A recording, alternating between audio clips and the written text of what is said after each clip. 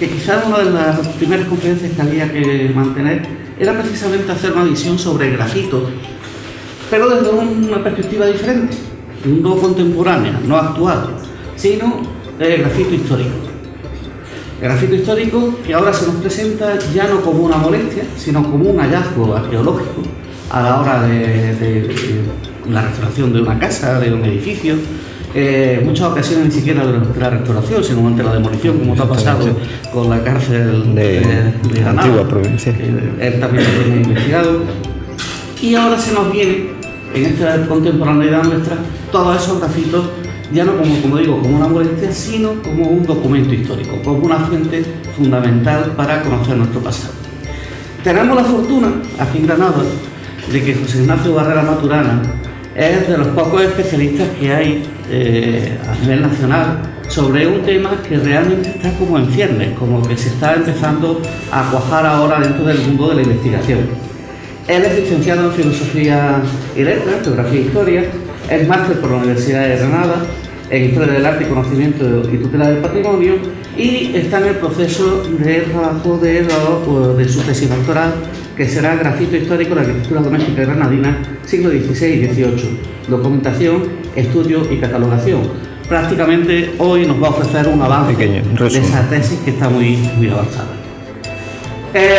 Arqueólogo, es miembro del Laboratorio de Arqueología y Arquitectura de la ciudad, del LACRE, del Consejo Superior de Investigaciones Científicas, y tiene prácticamente una treintena de publicaciones, otra treintena de ponencias aproximadamente. No voy a entrar en detalle en cada una de ellas, porque lo que sí quiero hacer es remitirle a su blog, el grafito histórico blogspot.com, que él, con una generosidad absoluta, tiene ahí puesto todos los vínculos a todos sus trabajos académicos y de investigación.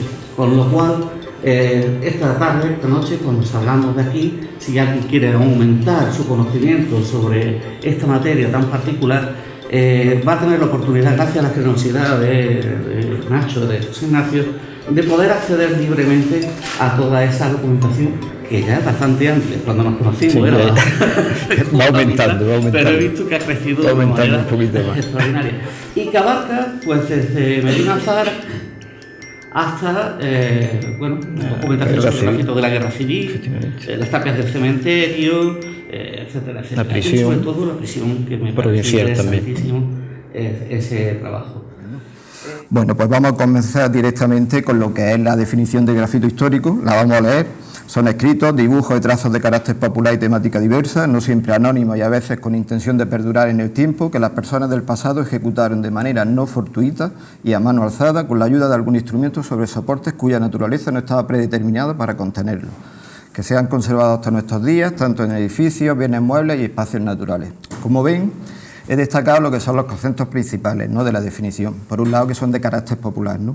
Son unas manifestaciones que el individuo espontáneamente decide trazarlo en los muros y lo hace de una forma que no está sometido a ninguna norma, ni académica, ni de Estado, ni religiosa, ¿no?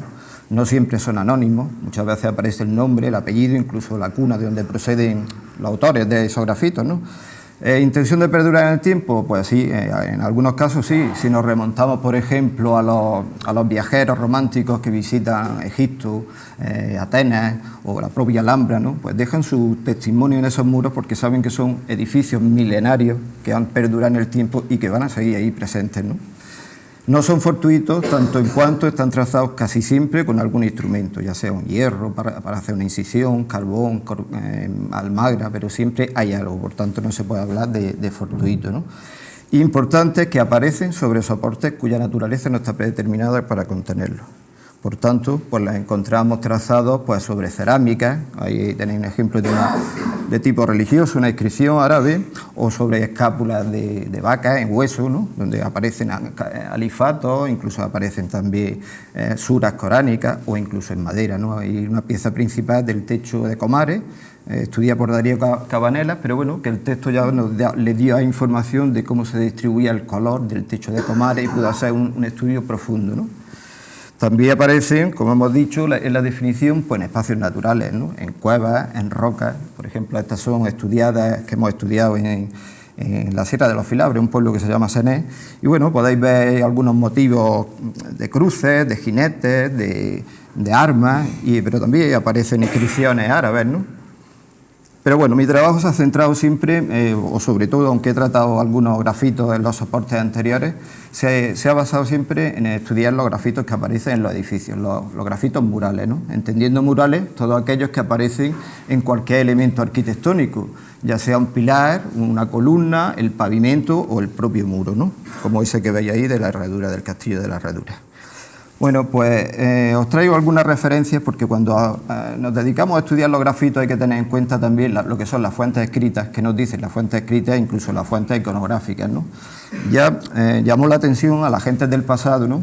Cómo le atraía, ¿no? Ver ese tipo de grafitos en los muros, ¿no? Y tanto le atraía, ¿no? Que incluso dejaron constancia de ello por escrito o en fuentes iconográficas, ¿no? En pintura y en grabados, ¿no?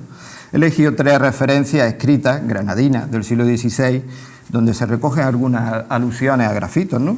Por ejemplo, en la primera, de Luis de Mármol Carvajal, en la historia de rebelión y castigo de los moriscos del Reino de Granada, un libro, son fuentes asequibles, ¿no? Pues nos dice, también nos mostró un morisco unas letras árabes escritas en una tapia de este propio muro antiguo que parecía haber sido hechas con algún hierro o palo delgado, estando la argamasa blanda, al tiempo que tapiaban, en los cuales se contienen palabras del Alcorán, que es testimonio de haberse hecho en tiempos del árabe setario y no antes. O sea, hace referencia a un grafito que se traza cuando el muro aún está fresco, de la muralla de la Alcazaba Cadima, ¿no? Y por tanto ya te está dando la cronología, te está diciendo que es de época árabe, te hace alguna referencia al útil que usa para trazar el grafito, un hierro, un palo, y te dice el tipo de inscripción que es, ¿no? Que es coránica, ¿no? O sea que es una referencia bastante completa, ¿eh? Otro texto es el que acompaña en algunas vistas de Granada, inserta en la Civitate Orbis Terrarum. Y bueno, hay un texto referente a lo que es el castillo de Santa Elena, lo que es la Silla del Moro, ¿no? Lo que conocemos como Silla del Moro, ¿no? Y en ese texto se dice existir en el Cerro de Santa Elena un templo de moros consagrado entonces a esa santa, al que subían para escribir en sus paredes su nombre y cuna los visitantes de Granada, ¿no? Hace referencia a lo que podría ser un oratorio, una pequeña mezquita o una rábita. Juan Manuel Barrio Rozúa lo sitúa esta pequeña rábita o oratorio en una ermita que se puede ver en la plataforma de Vico, se puede ver en la parte más hacia la derecha del castillo de Santa Elena, una pequeña rábita allí. Y bueno, el edificio arqueológicamente no está constatado aún, ¿no? Pero bueno, sí está constatado arqueológicamente el hecho de escribir en las paredes los visitantes en una rábita, y eso se ha documentado, por ejemplo, en una rábita califal que se excavó en las dunas de Guardamar de Segura, en Alicante, ¿no? Las paredes, pues en inscripciones en árabe, pues hacían alusión a fulano, pasa por aquí, se instala en esta rábita, o fulano viene por aquí y pasa de paso simplemente, ¿no? Y bueno, la última referencia que se recoge en el Sínodo de Guadix de 1554, pues entre una serie de ritos y supersticiones moriscos que se enumeran y con los que había que acabar, por supuesto, pues se cita que las mujeres moriscas señalan en las puertas la impronta de la mano teñida de leña. En este caso, bueno, yo he podido documentar en Matmata, en casas trogloditas de allí de Túnez, no a leña, ¿no? Simplemente con la misma mano pintada en azul, pues en el dintel de la puerta, ¿no? Un símbolo que al fin y al cabo es apotropaico, con intención de proteger a la vivienda y a sus moradores, pues de influjos malignos, del mal, al fin y al cabo, ¿no? Y que lo vemos de una forma oficial, pues en las puertas de la Alhambra, en la Puerta de la Justicia, en la puerta también del Generalife. Y bueno, también lo he documentado pues como una mano impresa en el castillo de Dola, cuando el tapial está fresco, o repicadas aparecen también en la torre de Cúllar. Como he dicho antes también, las fuentes iconográficas pues también aluden a lo que son los grafitos, ¿no? Ahí está una vista de la ciudad de Poitiers y bueno, ahí representan a unos personajes grabando nombres y fechas, ¿no? El dolmen este se conserva, ¿no? Pero no se conserva lo que son los grafitos que hay, ¿no? Es un guiño, es un recurso, utiliza el recurso del grafito, ¿no? El autor del grabado, porque realmente los nombres que aparecen son de famosos astrónomos con su fecha que pasaron por la ciudad de Poitiers, ¿no? Utiliza el recurso, pero no es real.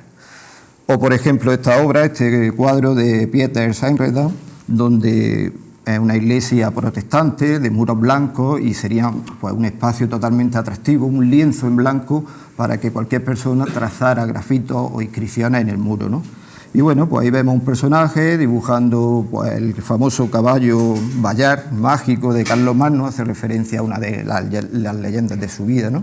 Entonces, bueno, pues utiliza también ese recurso el pintor. También interesante son las fotografías de finales del XIX y principios del siglo XX, a las que se ha prestado poca atención y que es una fuente que hay que tener en cuenta, porque muchas de las imágenes pues, que se ven presentan antiguos grafitos en las paredes, ¿no? Ahí tenéis la Puerta de Elvira o la Puerta de las Pesas, pues con algunos ejemplos de cruces pintadas con cal, ¿no? Y que en Carmona pues pude ver, existen todavía en algunos edificios religiosos, ¿no? Paseando por allí por las calles pues están presentes. En Granada han desaparecido, pero estaban allí, ¿no? Pero bueno, aparte de apoyarnos en las fuentes iconográficas y en las fuentes escritas para estudiar los grafitos históricos, el principal apoyo es la arqueología de la arquitectura, ¿no? Los edificios, las casas a lo largo del tiempo se van transformando, ¿no? Se añaden elementos, otros se pierden, ¿no? Y bueno, una lectura correcta de los muros pues nos va a dar una cronología de cada parte, de cada muro, y nos va a dar una fecha de cuándo se levanta ese muro, ¿no? Y esa fecha la vamos a aplicar a los grafitos que contiene ese muro, ¿no? Una primera aproximación cronológica, ¿no? Porque bueno, si se hace también un estudio, una lectura estratigráfica de los distintos enlucidos que bueno, pues que contiene esos muros, aquí hay una superposición, pues más nos vamos a acercar a la cronología del grafito, ¿no? Que contiene ese enlucido, aparte de la propia información pues que ya nos ofrece el propio grafito, ¿no? Bueno, pues más o menos teniendo esta idea, las casas donde yo he intervenido para estudiar los grafitos que contienen, por ahora llevo unos 20 casas documentadas que contienen grafitos y bueno, en esa época sabemos que en 1495 se produce un pacto entre los representantes de la comunidad mudéjar granadina y el poder castellano, ¿no? En ese pacto se establece que en Granada se creen dos morerías, una en el Albaicín y otra en el entorno de la Mezquita Mayor, en torno a la Alcaicería, en torno al Zacatín, Plaza Virrambla, ¿no? Y entonces se acepta en ese documento que los moriscos, los mudéjares y después moriscos, a partir de 1502 se llamarán moriscos tras la conversión, se acepta que los moriscos vendan sus casas, los moriscos que viven en el resto de la ciudad baja, vendan sus casas a los cristianos viejos, ¿no? Y estos moriscos se trasladen a vivir a esas dos morerías, ¿no? Se sabe que en el Albaicín había 400 casas, dice el documento, vacías, ¿no? Entonces esos moriscos de la ciudad baja se instalan allí, en las distintas morerías, ¿no? Pero bueno, el resto de casas que pasan a manos de los cristianos viejos, pues esas casas se adaptan a la vida castellana de una forma u otra, ¿no? Lo mismo hay cristianos viejos que compran dos casas y la unen, o compran una casa y parte de otra y la unen, ¿no? Y se adaptan a un tipo de vivienda un poco más amplia, ¿no? Entonces, ese proceso de compra y venta de edificaciones, pues queda claro y está constatado a través de muchos documentos de archivos de protocolos notariales de Granada, ¿no? Que han sido estudiados o están siendo también estudiados por mi directora de tesis, María Elena Díaz Jorge, o por Rafael López Guzmán también. Son documentos que de una forma u otra son documentos de compra y venta de esas viviendas, ¿no? Y bueno, esas viviendas, pues a través de la documentación, que va desde 1505 a 1515 aproximadamente, se ve como la segregación esa en dos morerías que se había establecido en la ciudad baja no era tan estricta como se dice en el documento, ¿no? Sí es verdad que en el Albaicín hay más asentamientos de población morisca, de vecinos moriscos, ¿no? Pero en la ciudad baja conviven moriscos y cristianos, ¿no? Cristianos viejos, y son las casas lindan a la hora, en los documentos lindan unas con otras, son vecinos, ¿no? Al fin y al cabo, ¿no? Y bueno, esa información que aporta esos documentos, más la información que aportan, por ejemplo, los libros de bienes y hábices de la Iglesia de Granada de 1527, o el libro de apeo de los bienes que tenía el Hospital Real, que es de 1530, o el libro de apeo de los bienes que tienen los propios, el Cabildo, el Ayuntamiento, ¿no? En toda esa documentación se habla también de cómo eran esas casas, ¿no? Los apeos eran los escribanos, visitaban esas casas y las medían, las describen perfectamente cómo eran esas casas, ¿no? Pues bueno, esas casas son muy diferentes, ¿no? Hay una gran tipología de viviendas las que se documentan en esos legajos, en esos libros, ¿no? Y hay casas, pues como la que tenemos aquí, por ejemplo, Bueno, se habla de espacios domésticos como la algorfa, como la almacería, la casa almacería, o en este caso de aquí arriba, la casa puerta, que simplemente es una estancia desde la que se accede a la calle con un patio trasero y arriba pues una planta, ¿no? Pero también había otras que eran las casas tiendas, como esta, donde tenemos... esto sí también es una casa tienda, donde tiene la parte de abajo sería la tienda y después tendría 2 alturas, o esta de aquí sería la tienda, una cámara encima y un patio trasero, ¿no? Y bueno, aparte de eso, existen otro tipo de casas que podemos decir que son más normales, bueno, que os recordarán más o sonarán más el tipo de casa, que es la casa con patio y habitaciones en torno a ese patio, ¿no? Incluso con una planta superior, ¿no? Esas casas también están documentadas en esa documentación.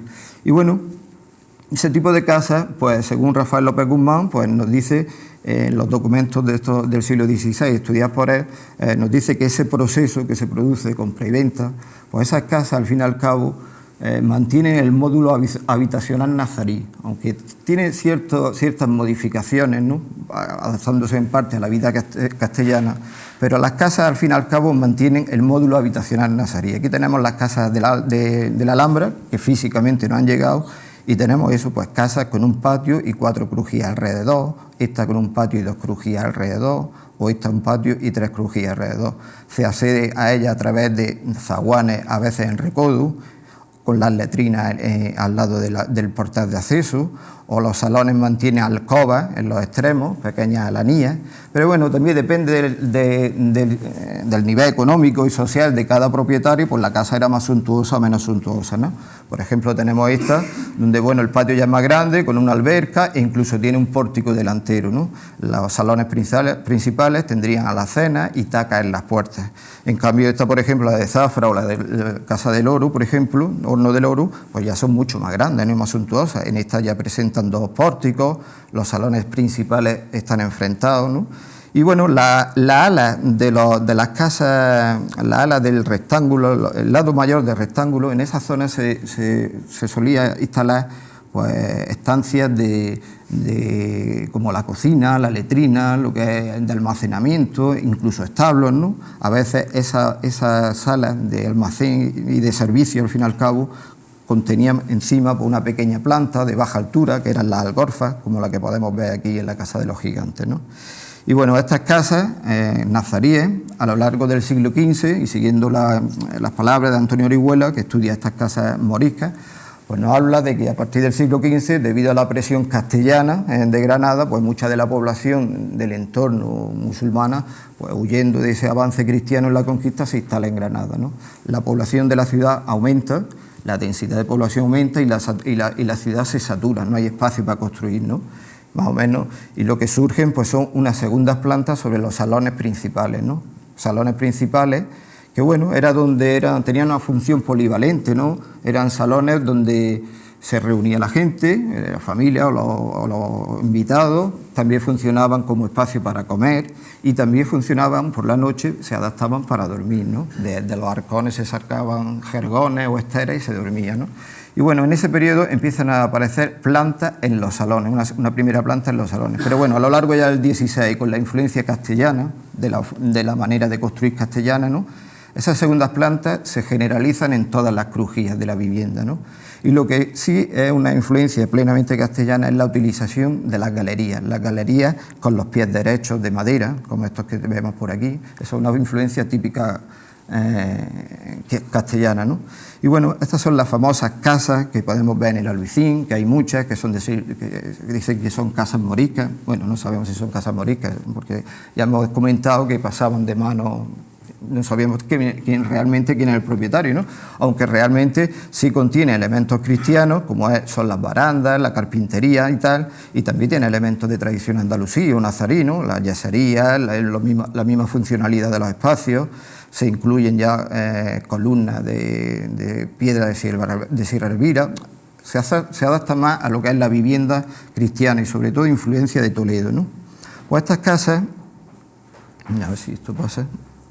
estas casas pues se ve esa influencia castellana, sobre todo en la galería, en la carpintería, como hemos dicho. Primero, pues con la utilización todavía de elementos de tipo nazarí, como los mocárabes, pero a mitad del XVI y al final del XVI, del siglo XVI, las influencias ya son más góticas o renacentistas, ¿no? Pues con lóbulos, con zapatas y pies derechos decorados con 3 o 4 lóbulos, o de pecho de paloma, o incluso ya en épocas tardías ya del Renacimiento, por la influencia de las zapatas con perfiles en S, con las hojas de acanto, ¿no?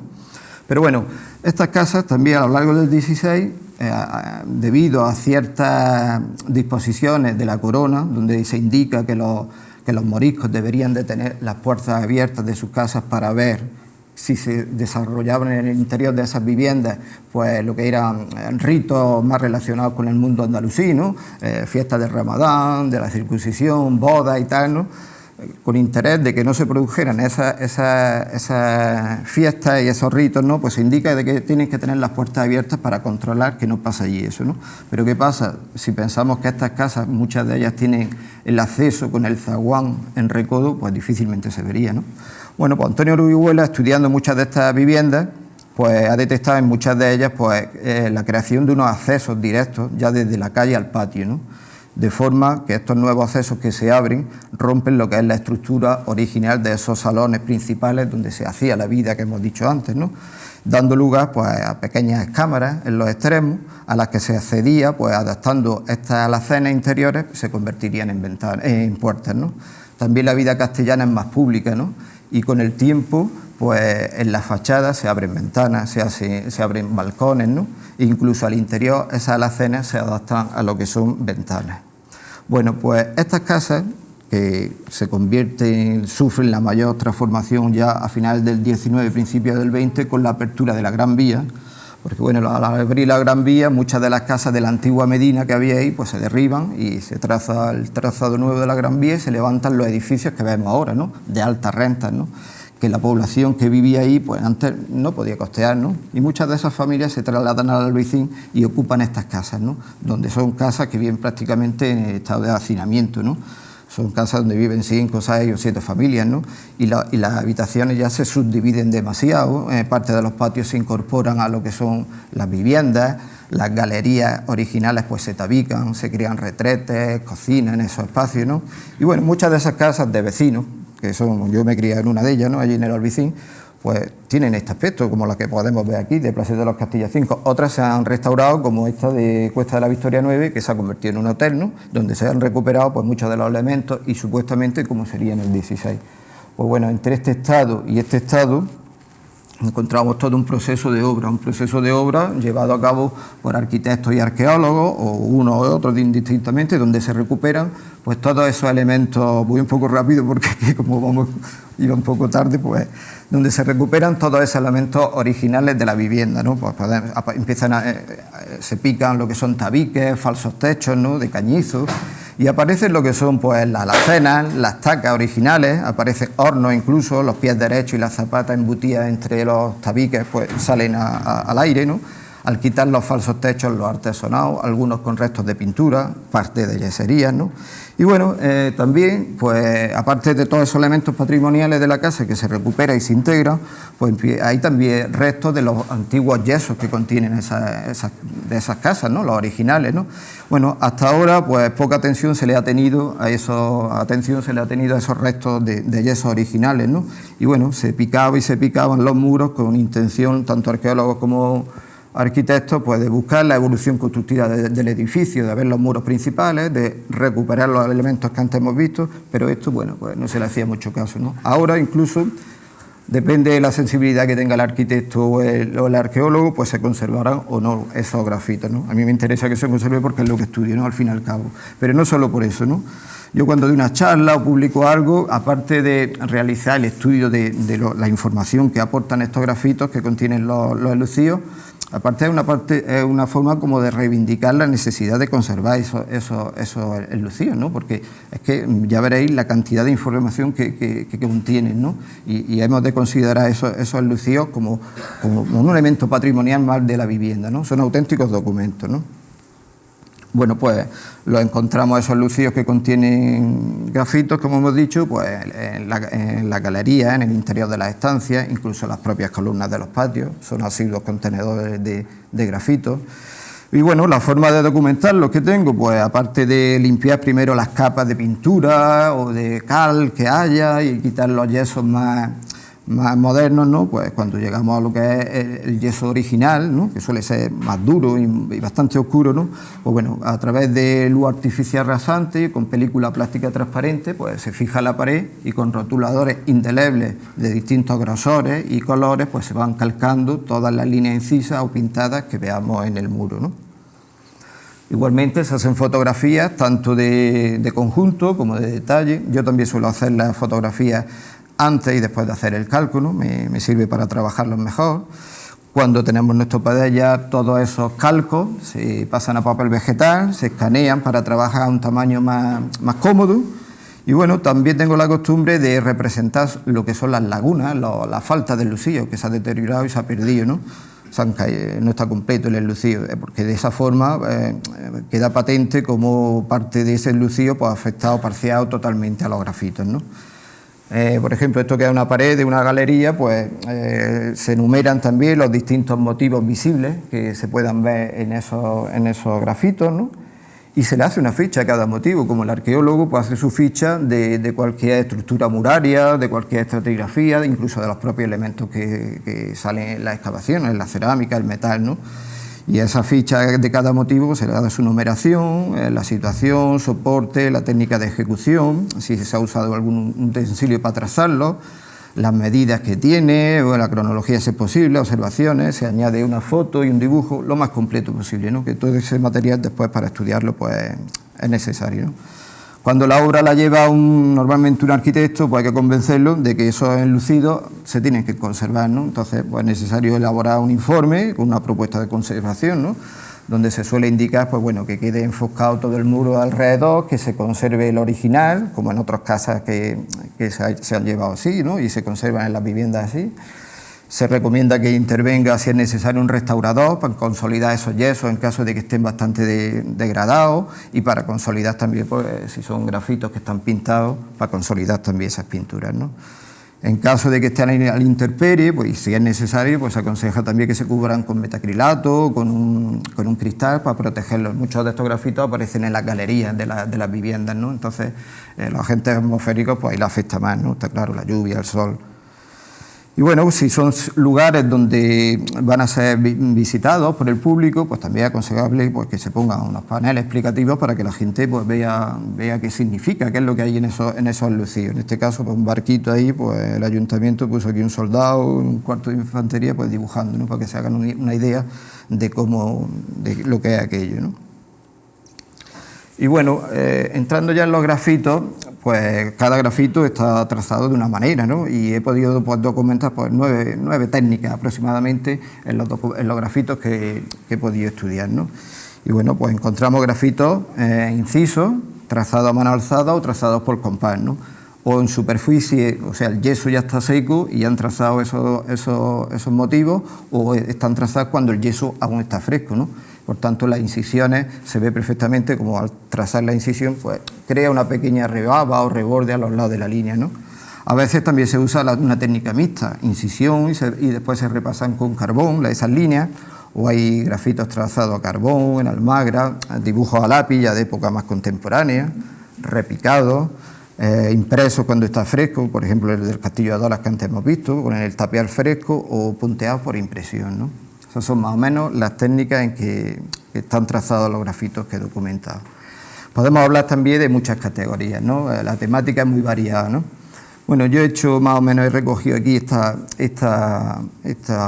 categorías que creo que son las principales y he incluido los motivos más llamativos para que se hagan una idea de lo que contienen, ¿no? Y bueno, pues vamos a empezar, por ejemplo, pues con las mujeres y los hombres, que al fin y al cabo son los protagonistas de toda esta historia, ¿no? Los constructores de las casas y los que hacen los grafitos, ¿no? Pues bueno, encontramos personajes, pues como mujeres, como esta mujer pequeña que hay por aquí, mide unos 20 centímetros, le falta el rostro, la cabeza, pero bueno, se ve como los brazos los tiene elevados hacia arriba y lleva un cuerpo pues, con un traje acampanado, cubierto de un reticulado. El reticulado no quiere decir que el vestido estuviera decorado así, ¿no? Es un recurso muy útil en la mayoría de los grafitos que se pueden consultar en la bibliografía. Es una forma de darle solidez y darle personalidad a ese traje, ¿no? A esa figura, ¿no? Encontramos pues este personajillo que es más moderno, trazado a lápiz. En cambio este pues sí podemos situarlo en el 16, 17, ¿no? Donde bueno, es un personaje de perfil, barbado, lleva una especie de cuello adornado con unos rombos o triángulos, y lo interesante sobre todo es la gorra que lleva, adornada por una pluma, ¿no? Una moda que bueno, se da a lo largo del 16 y del 17 también, ¿no? Pero bueno, la imagen a la que he dedicado un estudio más a fondo es esta, que es una mujer, que esta sí tiene un tamaño ya considerable, casi 1,80 de alto. Y bueno, como vemos, se dibuja en dos perspectivas. La figura aparece de frente, mientras que los pies pues, apuntan hacia la derecha. Es curioso porque el autor primero hace un pie pequeñito y como lo ve desproporcionado, pues lo desecha y traza los dos que vemos grandes, ¿no? Bueno, bajo ese vestido que aparece reticulado, lo mismo, para que toda la figura sea sólida, pues parece que la figura viste un pantalón. Y bueno, es interesante también que en torno al cuello parece que lleva un pañuelo o otra pieza de tejido que le cuelga hacia la derecha. Interesante también son los brazos, ¿no? Esta posición S, que después veremos más adelante. Y bueno, si nos fijamos en la cabeza, pues parece que lleva una pieza de tejido directamente en contacto con la cabeza, con el pelo, ¿no? Y parte de la cara pudiera estar también cubierta por algún tejido. Y lleva un tocado que lleva estas formas así angulosas que recuerda un poco a la imagen de las moriscas y de las mudéjares que aparecen representadas en el retablo mayor de la Capilla Real de Granada, ¿no? Esas formas angulosas recuerdan, ¿no? Bueno, si nos fijamos con más detalle en ese rostro, pues aparte del detalle del ojo con la pestaña, esas líneas que parece que cubren parte del rostro, pues del tocado pues cuelgan dos adornos que pudieran ser unas borlas con flecos o incluso pudieran ser joyas cosidas, ¿no? En las cartas de dotes y arras de las moriscas cuando se casan, ¿no? Y en la relación de bienes de los moriscos se hace referencia que llevan en esas dotes pues pañuelos con pinjantes, dicen, o con joyas cosidas, ¿no? La mano que vemos que sube hasta tocar el tocado, pues ahí lleva una serie de líneas cóncavas y convexas que yo creo que son las azorcas que aparecen en esa documentación, que son las pulseras, ¿no? Pudieran ser de plata, de oro o de vidrio, que eran muy frecuentes en las clases más populares, ¿no? Y que están documentadas en excavaciones de necrópolis, incluso de casas, ¿no? Si nos fijamos en el pantalón que lleva la figura, que tiene estas listas, bueno, en esos documentos referidos pues hace alusión a los zaragüeyes, los pantalones anchos que llevaban estas mujeres y que incluso se citan como zaragüeyes listados, ¿no? Y bueno, el tipo de calzado que lleva, pues lo identifico con los alcorques o chapines que aparecen en las fuentes cristianas, ¿no? Los alcorques viene de la palabra árabe al-kurk, que significa corcho, y bueno, eran unos zapatos con unas plataformas altas, ligeras, pero eran de corcho, ¿no? Y se usaban para salir a la calle, ¿no? Lo usaban con los escarpines, que eran este tipo de zapatos que llevaban, y se fijaban al pie, pues, con estas cintas, que incluso queda representado aquí en el grafito, ¿no? Vemos las mujeres moriscas con esos chapines o esos alcorques, incluso la niña esta, ¿no? Interesante, os había dicho antes lo que era la posición de los brazos de la mujer. La posición de los brazos de la mujer nos recuerda mucho a esta imagen también de Granada, de la Civitate Orbis Terrarum, donde se ve una mujer danzando, ¿no? Ha dejado aquí sus chapines y está danzando. Esta otra mujer también lleva chapín. Y bueno, ambas le cuelga de la mano lo que es un rosario, ¿no? Esta acabada en cruz, mientras que el rosario acaba en una borla con flecos, que los musulmanes también usan el rosario para sus rezos, ¿no? Pues bueno, si nos fijamos en la figura nuestra, pues de aquí del antebrazo le cuelga este elemento, que pudiera ser tanto algo trenzado, no sé bien, pero también pudiera ser un rosario por estas bolitas, estas bolas, estas cuentas que aparecen así sucesivas. Entonces me hace pensar eso, que se trata de una mujer morisca posiblemente, muy engalanada, con su adorno en el tocado, pulseras, sus rosarios, sus chapines, y que adopta una figura, una posición como si estuviera danzando, ¿no? Los hombres también están representados, como este pequeño personaje, este ya más tardío, es del 18, ¿no? Y bueno, os pongo aquí dos figuras, tenemos a Moratín y a Robespierre para que os hagáis una idea, porque aunque es muy pequeña la figura, pues bueno, tiene unos detalles pues muy bonitos. Por ejemplo, parece que viste pues una casaca con solapa vuelta, como esta que podemos ver aquí. Parece que lleva un pañuelo al cuello y bueno, y está peinado o lleva una peluca con raya al medio, pero lo interesante también son estas pequeñas curvitas que veis por aquí, que aluden a estos bucles o estos tipos de peinado que llevaban esas pelucas, ¿no? Es del 18, está asociado a un galeón, que después veremos más adelante, ¿no? Y bueno, más o menos de tipo de antropomorfo he elegido los más llamativos. En este apartado voy a hablar sobre las cruces, ¿no? Los cruciformes. Son muy habituales, aparecen mucho en lo que son en las estancias interiores, en las galerías, aparecen también en las columnas.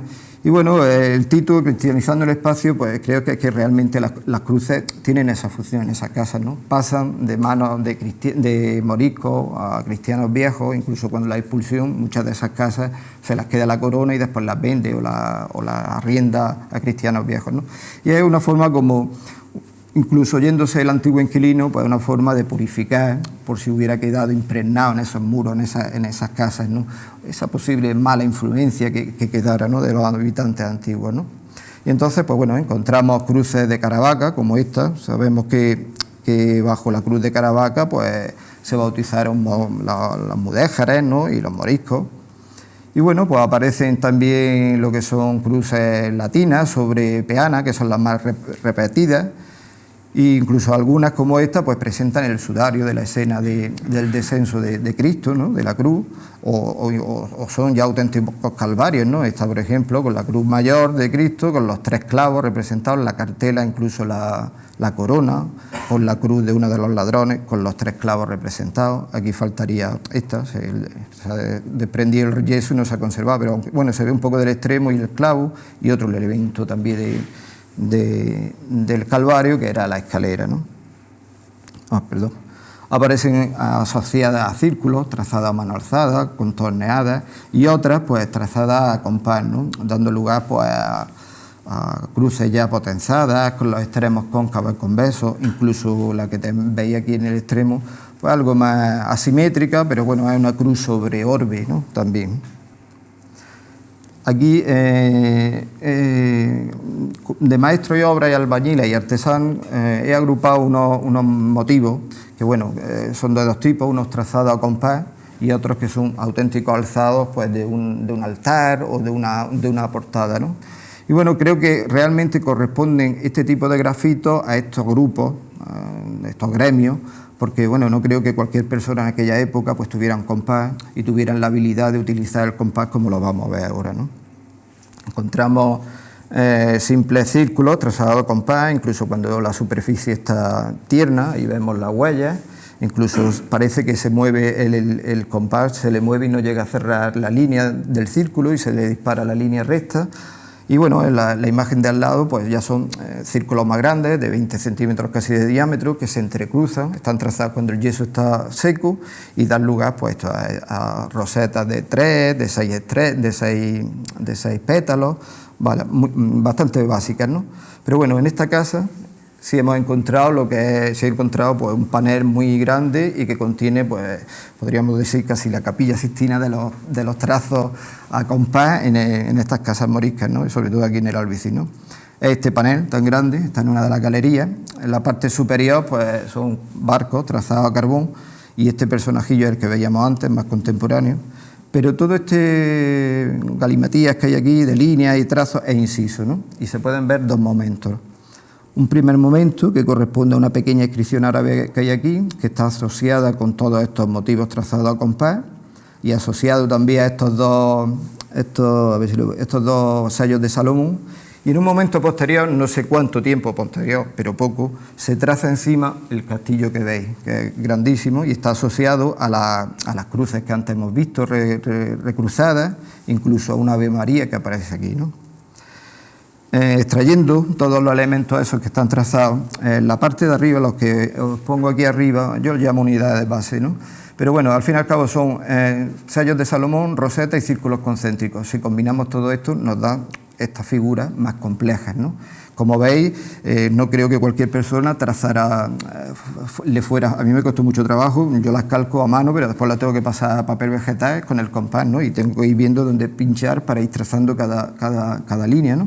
Me costó mucho trabajo, o sea, no creo que cualquier persona tuviera la habilidad como para manejar y saber hacer eso, ¿no?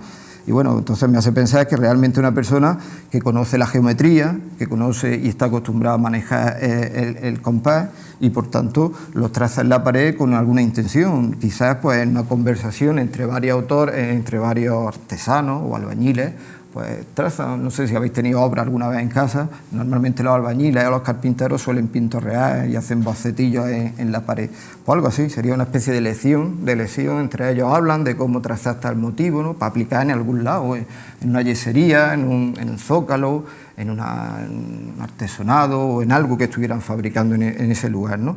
Y bueno, veis los motivos y bueno, aparte de lo complejo geométrico, la complejidad geométrica que tiene y que son elementos decorativos, pues también están cargados de gran simbología, ¿no? Por ejemplo, vemos el sello de Salomón, que hemos dicho antes, un motivo apotropaico, vemos la roseta esta de la vida que se le llama, aunque se remonta en el tiempo, ¿no? Prácticamente en época romana, incluso anterior, ¿no? Pero bueno, también aparece en el mundo andalusí, ¿no? Y bueno, aquí incluso llega a haber pues casi siete rosetas juntas, ¿no? Para algunos autores este símbolo, aparte de la complejidad decorativa, pues tiene una connotación de que representaría lo que es el paraíso islámico con los 7 cielos, ¿no? Como podemos ver en el techo de Comares, ¿no? Y bueno, esa misma idea de cosmología y del paraíso, de los 7 cielos, pues también estaría representado en estos motivos, ¿no? Incluso hay amuletos del siglo X-XI que este motivo se repite, está exactamente igual, ¿no? También encontramos este motivo bastante complejo, que es el lazo infinito, que nunca termina, ¿no? Que relacionado con el cordón o la trenza de la eternidad, que decoran muchas cerámicas y muchas arquetas y tejidos de época andalusí, ¿no? O sea, complejidad en el trazado geométrico, pero además está encargado de toda esa simbología de tradición andalusí, ¿no? Al fin y al cabo. Y por otro lado, pues tenemos un alzado que está trazado a carbón, ¿no? Directamente en el yeso, que puede ser el replanteo de una portada o de un altar. Este es el calco, cuando lo dibujé, ¿no? Y bueno, vemos que el autor que lo traza, pues conoce perfectamente todos los elementos arquitectónicos que usa, ¿no? Y sabe conjugarlos y articularlos, ¿no? Primero la columna, el capitel con sus impostas decoradas con bolas, y a partir de ahí, entre pilastras, pues traza este arco de medio punto, algo deprimido, y en las enjutas pues incluso dibuja lo que son querubines con alas, los llamados putis, ¿no? Y bueno, en medio hay otro motivo más confuso que parece de tipo vegetal, un florón o algo así, ¿no? Y bueno, esto me hace pensar eso, que la persona que traza esto está relacionada con el oficio de levantar un altar, un retablo, una portada, o lo conoce perfectamente porque se maneja en ese mundo, o está acostumbrado a verlo en su entorno, ¿no? Y en su entorno existe, ¿no? Está presente también, y posiblemente pues conjuga esos elementos y crea esa portada, o es una portada de la copia realmente de algún lugar, eso no lo sé, ¿no? Pero por lo menos los elementos sí están presentes, ¿no? Los putis están en algunas casas, como esta también del siglo XVI, cercana, y los vemos los putis también en las iglesias, ¿no? De San Pedro y San Pablo, en San Andrés también. Los mismos motivos vegetales aparecen también representados en esa misma portada. Las líneas que tienen la columna, incluso la pilastra y las bolas, están presentes en la lonja, en la decoración de las columnas con cordones y esas bolas. Incluso en la misma galería de los convalecientes del Hospital Real también está esa misma decoración. Y el esbozo de la voluta del capitel pues está presente en los pies derechos de las casas del siglo XVI, que además el orden jónico es el más común, ¿no? El que más se repite.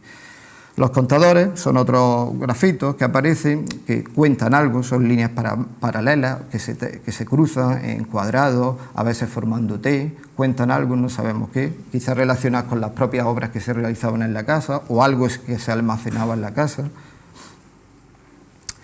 Y bueno, en este apartado ya os voy a hablar sobre los barcos, ¿no? Los barcos pues aparecen mucho en las casas y en los edificios, ¿no? Entonces, mucha gente me pregunta, bueno, ¿y por qué tantos barcos? ¿Por qué tantos barcos? Bueno, pues hay que pensar que estamos en una época de descubrimiento, de conquista, que si se conquista en 1535 Túnez, que si la Armada Invencible, la misma expulsión de los moriscos a través de barcos. Es una ciudad que iba a ser la capital del imperio, al fin y al cabo, ¿no? Con Carlos V aquí. El mundo que está creciendo, vienen muchos señores nobles y se instalan aquí, vienen genoveses, artistas italianos para trabajar en las obras que se producen aquí. Bueno, pues entonces encontramos en las galerías de estas casas, pues encontramos barcos. Esta es de la Casa de los Girones, es una nao de pozo, ¿no? Por el desnivel que tiene aquí en la cubierta, parece que está fondeada en un puerto, y bueno, se ven todos los detalles, el baupré, las escalas, las gavias con las velas recogidas, las cofas desde donde el vigía pues veía el horizonte. Volvemos a ver otro tipo de barco, también una carraca en la Casa de los Tiros, en otra galería, pues con todos sus detalles, las gavias recogidas, la cofa, por aquí una escala, algunos cabos que vuelan. Y bueno, pero también en el interior de las estancias pues encontramos esos barcos, incluso dentro de una de las alacenas, en la pared del fondo, pues vemos pues un barco ya más tardío, del 17, con 4 palos, acompañado de una pequeña fusta, que es la nave más pequeñita que hay abajo, con su vela y sus palos sumergidos en el agua. Y bueno, ya del 18 encontramos este galeón, que está asociado al personaje antes que veíamos, de la peluca que llevaba y la casaca, ¿no? Y bueno, pues se representa con doble perspectiva también, que es muy común en la representación de barcos. El casco está murado a estribor, mientras que el espejo de la popa pues se representa de frente.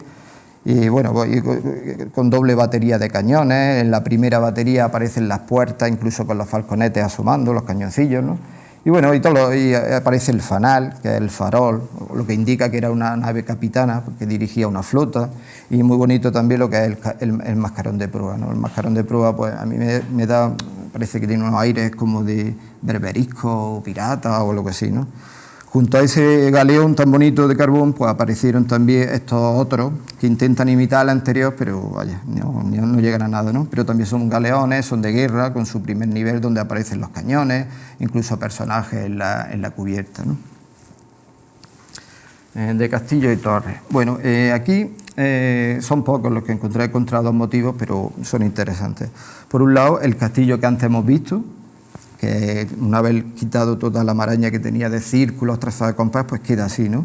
Y bueno, pues es interesante como el gran parecido, con una diferencia casi de 2 siglos y pico, con esta pintura mural, ¿no? Y vemos que prácticamente pues, mantiene todos los elementos, ¿no? Primero un castillo de sillería, que es típico de la iconografía, el castillo es típico de la iconografía cristiana. En el mundo andalusí prácticamente no hay representaciones de castillos en objetos ni en nada, ¿no? Entonces, bueno, pues vemos que es un motivo más asociado a lo que es el mundo y la cultura occidental cristiana, ¿no? Y bueno, pues vemos ese elemento de la sillería, vemos en la parte superior de las torres las dobles ventanas, incluso los parapetos que vuelan, igual que aquí, con las 3 o 4 merlones triangulares, ¿no? O piramidales. Y bueno, hay otros elementos también que son típicos cristianos y que se introducen aquí en Granada pues tras la conquista cristiana, ¿no? Como es el alambor, este tipo de estructura inclinada que en los castillos que empiezan a construirse aquí en las torres pues se incluye ese elemento, ¿no? Que es un elemento al fin y al cabo para que los proyectiles lanzados por la arquitectura pues rebotaran, ¿no? Y bueno, otro elemento cristiano pues es la misma puerta esta. La misma puerta tiene el detalle que prácticamente es casi igual que la portada del torreón que construye ya en el siglo XVI el Marqués del Cenete, el torreón que adosa a la Almunia de Daraverna, que está en la carretera de Granada a la Zubia, ¿no? Y bueno, si veis la portada pues muy parecida, incluso se representan los clavos de la puerta, ¿no? Otro elemento interesante, otro grafito dentro de los sistemas defensivos, pues esta torre que vemos aquí, ¿no? Una torre que está dividida, la representación es interna, ¿no? Donde aparecen las distintas plantas, a las que se accede pues, con escaleras de mano, un recurso ya pues, representado en algunos beatos, como este del siglo X, un campanario al que se sube por las escaleras, o este mismo grafiti de Tiripetillo, del convento de Tiripetillo, en Michoacán, también del XVI, ¿no? Y bueno, es interesante porque presenta la torre una cubierta, un tejado a dos aguas, como las que había en la alcazaba de Granada, ¿no? de la Alhambra, ¿no? Y bueno, aquí nuevamente pues, el autor pues, lleva su imaginación y traza en las dos fachadas de la torre pues, estos pequeños dobles círculos que en un principio no sabía qué eran, ¿no? Pero después de mirar y requete mirar, pues creo que son este tipo de baluartes o de garitas que de una forma libre el autor las traza en planta. Si esto lo ponemos sería en planta, ¿no? Y entonces pues, a la altura de cada piso pues, traza esos baluartes, ¿no? Y aparte pues, incluye piezas de artillería, según las características parece que son de una artillería ligera, está relacionada con las culebrinas, que eran las armas que se solían usar desde las torres, ¿no? O sea, el autor traza ahí de una forma pues, libre, incluso esta pieza que se me había olvidado está lanzando un proyectil, si lo veis, ¿no? Entonces el autor está relatando algo, un hecho bélico, ¿no? Quizás que él vivió directamente o que conocía y que posiblemente cuando trazó el graffiti está acompañado de un relato que le cuenta a alguien, ¿no? y lo deja expresado en el muro. Motivos zoomorfos. Bueno, pues aquí encontramos por un lado lo que son peces, ¿no? Los peces, que es el signo cristiano por excelencia y representa el bautismo, ¿no? Y bueno, la palabra incluso griega, ixtu, para designar al pez, pues son las iniciales de Jesucristo, Hijo de Dios Salvador, ¿no? Pero lo interesante de esto es que en la cultura cristiana el pez pues, se traza con esa simbología, ¿no? Pero también el mundo islámico, andalusí, también tiene su propia simbología, ¿no? El pez, pues dado que produce muchos huevos para su reproducción, pues tiene la connotación de la fertilidad, de la prosperidad, ¿no? Y aparece en ataifores, aparece en fuentes, incluso en las manos pintadas en Túnez, aparecen las manos que hemos visto pintadas acompañadas de pez, ¿no? Por un lado se protege del mal a la vivienda y por otro lado se busca la prosperidad y la fertilidad en esa casa, ¿no? Aparte de eso, de esos animales, pues encontramos también las serpientes, ¿no? Esta es curiosa porque, bueno, aparecen incisos y aparecen un poco asociados a esta nave, ¿no? Y bueno, en la simbología cristiana pues representa el mal, por supuesto, ¿no? Pero bueno, también puede estar relacionado con ese mundo y de esas leyendas que cuando se contaban los marinos de las serpientes estas que atacaban a las naves y tal, puede estar relacionado con esas leyendas y en un momento dado pues acompañar un relato, ¿no? Siempre hay que pensar que los grafitos se trazan y posiblemente acompañen a algo, no se hacen tampoco al azar, ¿no? El pavo real, aunque parece un bicho raro, pero yo creo que sea un pavo real, ¿no? Porque realmente, sobre todo por las plumas que presenta aquí en la cabeza. Estos son otros ejemplos de otros sitios. Este es de Almuñécar, este es de Vasco, este es de Navarra, ¿no? Este es de Valencia. Pero es lo mismo, igual que pasa con los peces, el pavo real en estas casas, pues bueno, no sabemos bien la simbología que tenía. En el mundo andalusí representa la belleza, el pavo real, mientras que en el mundo cristiano representa o simboliza lo que es la resurrección, ¿no? En Pascua, en Semana Santa, cuando este animal cambia el plumaje y se hace más bonito, ¿no? Entonces se refiere a eso, ¿no? Entonces, la idea es que estamos en casas donde, bueno, la cultura tanto andalusí como morisca o cristiana está presente, como vais viendo, inscripciones árabes, inscripciones motivos de tradición islámica, castillos de tradición cristiana. Entonces, ¿quién ha hecho esto, no? Un cristiano, un morisco, todo está ahí, ¿no? Al fin y al cabo. Y por supuesto encontramos inscripciones árabes, también castellanos y monogramas religiosos, ¿no? Entre las inscripciones árabes, pues bueno, he documentado por ahora 3 o 4 y bueno, no sé árabe, ahora mismo está en manos de un arabista que está tratándolas, ¿no? En esta sí os puedo decir algo de Daraberna, que parece que alude a que un Tar Imaz, un personaje, pues hace un viaje o hace un trayecto o un viaje, ¿no? Y esta inscripción va asociada a una gran galera, un dibujo inciso de una galera, ¿no? Entonces parece que por ahí van los tiros. La otra no lo sé todavía porque están realmente en estudio, ¿no?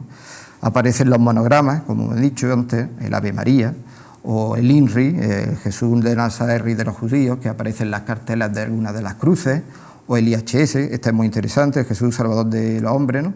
Donde aparece la I, la H, la S y aparece acompañada de la cruz, un símbolo que la Compañía de Jesús, los jesuitas, adoptan y que bueno, tienen un papel muy importante los jesuitas aquí en Granada, en el adoctrinamiento de los moriscos y sobre todo en el Albaicín, ¿no? que construyen allí la Casa de la Doctrina para cristianizar a los moriscos, a los morisquitos, a los morisquillos, como ellos les decían, ¿no? Incluso visitan las casas a ver si se seguían los ritos cristianos, ¿no? Y bueno, entre las inscripciones castellanas, pues la más llamativa y la más que he elegido es esta de Placeta de los Castillas 6. Y bueno, es una inscripción interesante porque viene a decir algo como: vino a esta ciudad, hay aquí una laguna, que son muy pequeñas, están trazadas, yo creo que incluso con un alfiler, son finísimas, son muy pequeñas. Y viene a decir algo como: vino a esta ciudad, hay una laguna de Lucío, de Aguilar, a 4 días de marzo de 1588, vecino de la villa de Pastrana, es decir, de Pastrana, ¿no? Y por aquí firma Miguel de Aguilar, ¿no? En otra inscripción, prácticamente al lado de esta, en el muro perpendicular de la misma galería, pues vuelve a aparecer otra vez otra inscripción, donde viene a decir: vino a Granada, 1 de abril, sería de 1592, aquí en este roto faltaría lo que es el 5, y bueno, y viene a decir también Granada, vecino de la villa de Pastrana, y vuelve a afirmar otra vez este personaje, Miguel de Aguilar, ¿no? Algo más a la derecha, en una inscripción también bastante pequeña, más incluso que las anteriores, y se conserva parcialmente, pues se puede leer: hasta jueves 9 de abril 1592. Aquí sí se ve bien el 1592, ¿no? Entonces, ¿qué pasa aquí, no? Hay un personaje que en 1588 y 1592 deja su firma en esta casa del Albaicín, ¿no? Pues bueno, y que es del vecino de Pastrana, ¿no? Parece que visita la casa. Y bueno, sabemos que en 1571, 1572, el duque de Pastrana, casado con la famosa princesa de Éboli, pues está creando allí unos talleres para tapices dirigidos por maestros de Flandes, ¿no? Entonces, pues necesita mano de obra barata y cualificada, ¿no? Y qué mejor que estos moriscos de Granada, que bueno, dominan el arte de trabajar la seda, que domina el arte de tejer, ¿no? Entonces solicita a Felipe II, el duque, y a Juan de Austria, que le envíe un contingente de estos moriscos, ¿no? Y casi 1.400 personas del Albaicín de Granada, pues se traslada a Pastrana, y expresamente para ello el duque, afuera de la ciudad, pues construye un barrio que se llama del Albaicín también, y donde se incluyen tanto las talleres como las casas para instalar a este contingente de personas, ¿no? Entonces, bueno, esto está en estudio, estoy de archivo y tal, ¿no? Porque, bueno, parece que hay una relación entre nuestro Miguel de Aguilar y los vecinos donde se instalan esa casa. Quizás había una relación de parentela o de amistad, ¿no? Y que en 4 años, 1588 y 1592, pues visita esa casa. ¿Era un morisco? Pues no lo sé, habrá que profundizar en el archivo a ver qué nos dice, ¿no? Y bueno, por último también, pues decir un poco que veo una cierta relación temática y simbólica, ¿por qué no?, entre los grafitos y los esgrafiados de yeso, pues que decoran castillos, iglesias y casas que en el siglo XVI y en el siglo XVII se están construyendo aquí en Granada y en la provincia, ¿no? Y bueno, haciendo un repaso rápido, pues podéis ver cómo las estrellas, las rosetas de 6 pétalos, pues se repiten en los esgrafiados. Por ejemplo, esta de la casa de San Gregorio XIII, esta de la iglesia de Dila.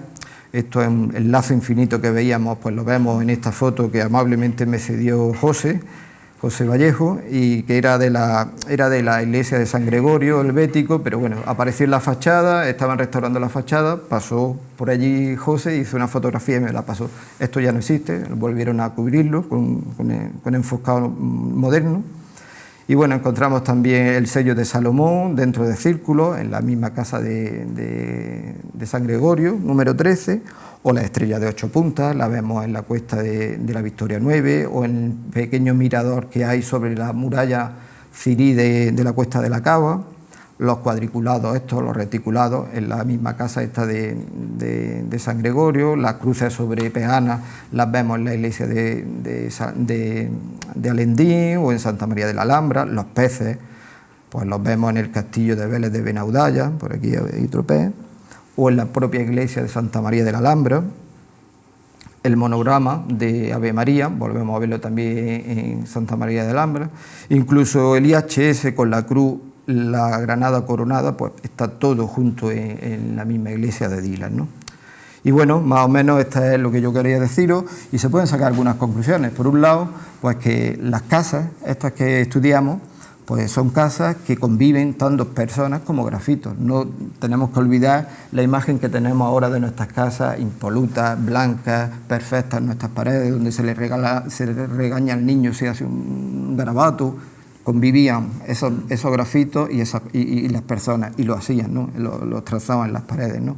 Por otro lado, pues bueno, que esa mezcolanza cultural que reina en la ciudad, tanto donde viven moriscos y cristianos viejos, y que esos elementos arquitectónicos de las mismas casas moriscas se mezclan, una yesería de tradición nazarí con una zapata renacentista, pues lo vemos también en los grafitos. Hay inscripciones árabes, inscripciones acompañando la música, y la mezcolanza está presente tanto en grafitos como en la misma arquitectura, como en la idea y la simbología que impregna todos esos motivos, ¿no?